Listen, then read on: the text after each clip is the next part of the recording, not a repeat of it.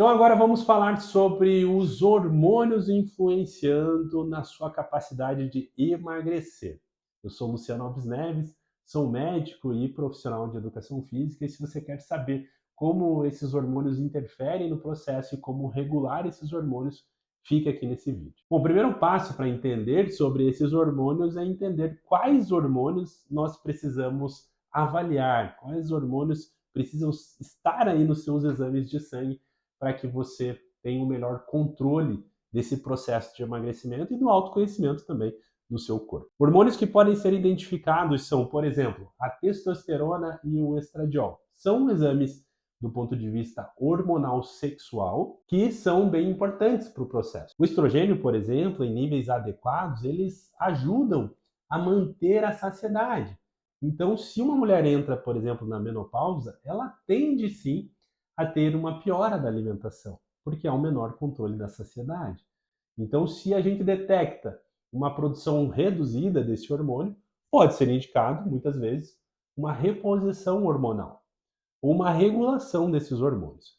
Já a testosterona, por exemplo, ela é responsável por manter a tua disposição, energia, cognição, a tua massa muscular. Agora pensa comigo, um homem que era para estar produzindo talvez 800, 900 de testosterona total, e aí eu peço um exame e ele vem apresentando 180 de testosterona total, é claro que ele vai ter muito menos disposição e energia para os treinos. É claro que ele vai estar perdendo massa muscular ao invés de ganhar. E é claro que há uma restrição calórica, esse indivíduo vai perder muito músculo. E como que eu vou manter o metabolismo ativo desse paciente se eu não controlo essa parte hormonal? É praticamente impossível. Eu vou pedir para ele treinar, ele não vai ter disposição e vai faltar o treino. O que vai acontecer com ele? Além disso, ainda vai se sentir culpado e desmotivado. Então eu perco já esse paciente já no início. E se ele está assim conseguindo fazer a dieta, porque eu estou entrando com algum fármaco para controle de compulsividade, de fome, e ele está numa restrição calórica e ele não está com hormônio regulado, ele vai perder músculo. E perder músculo é exatamente igual a piorar a chama da fogueira que queima a gordura. Afinal, o nosso músculo é responsável sim por queimar gordura. Então é muito importante que ao iniciar um processo desse, a investigação quanto a testosterona e estradiol seja regulada. Outro ponto extremamente importante que você pode dosar aí no seu exame de sangue é a insulina em jejum, a glicemia e a hemoglobina glicada. São três exames relacionados a como o teu corpo utiliza o açúcar como fonte de energia. Então, quando nós temos uma glicemia em parâmetros alterados já, isso significa que o corpo já está com muita dificuldade de usar a glicose como energia. Afinal, esse exame ele foi feito em jejum. Em jejum não é para ter uma glicose aumentada. Se tiver, é porque tem uma desregulação ou porque, às vezes, no dia que você coletou o exame, você ficou muito nervoso. Isso pode fazer, sim, com que descarregue outros hormônios, como o cortisol, e isso aumenta a tua glicemia. Então, para a gente comprovar se essa glicemia de fato estava aumentada naquele dia, ou ela é uma glicemia que está cronicamente alta, a gente pede esse segundo exame, que é a hemoglobina glicada. Esse exame, o parâmetro normal dele é abaixo de 5,7%. Se estiver abaixo de 5,7%, demonstra que o teu corpo está conseguindo lidar bem com esse substrato energético. Se está entre 5,7% a 6,4%, isso significa pré-diabetes. Ou seja, o teu corpo já não consegue mais lidar tão bem com esse substrato energético e é provável que se você continuar desse jeito, você vai desenvolver diabetes e vai ter complicações disso, como por exemplo um AVC, um infarto, vários outros problemas que a diabetes pode gerar. E acima de 6,4, obviamente, aí já é um quadro muito mais difícil, que é o desenvolvimento e o diagnóstico de diabetes mellitus tipo 2. Então você precisa sim ter esse número na palma da sua mão e verificar isso ao longo do tempo. Outro hormônio interessante é o cortisol.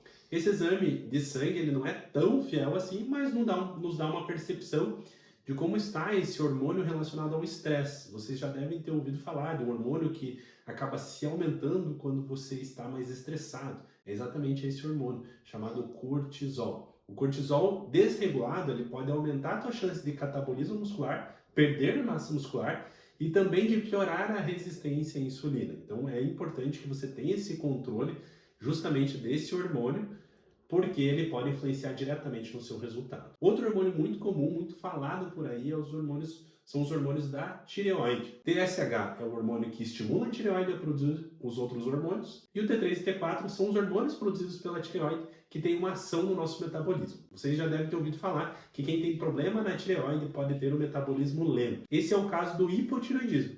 O hipotireoidismo acontece quando o TSH está alto e quando os hormônios que a tireoide produz estão baixos.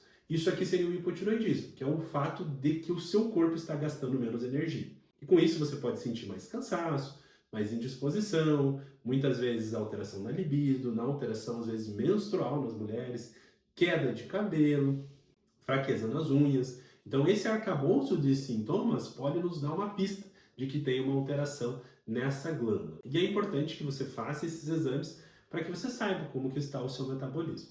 Então, além disso tudo que a gente falou aqui, existem, claro, outros hormônios que a gente pode explorar em outros vídeos, mas basicamente são esses hormônios que você teria que ver numa investigação primária.